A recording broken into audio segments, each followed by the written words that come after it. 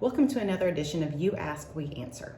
The question this week is, what is the most cost-effective or inexpensive way to get recognition for my business or my product? Now, there's a lot of marketing you can do out there, but one of the most inexpensive things to do is social media. Now, if you're somewhat tech savvy or understand it, you can actually do it yourself. There's tools that will enable you to do it, different tricks, tips that business owners or someone in their business can effectively do social media. I know it kind of goes against what we do, but looking out for the business, there is that option for you. Another option that's very inexpensive is word of mouth. And word of mouth, honestly, is the most effective advertising for a business.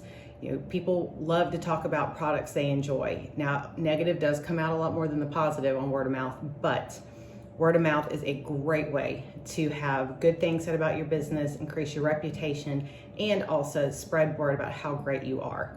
A lot of businesses have been built strictly on word of mouth. So handing out samples, visiting other businesses, networking are all ways that you can do that are, for the most part, free, or the only cost is what your cost is in it to get your word out. If you have any marketing questions, just drop them in the comments and we will answer them in a future episode. And I hope you have a great week. Thanks.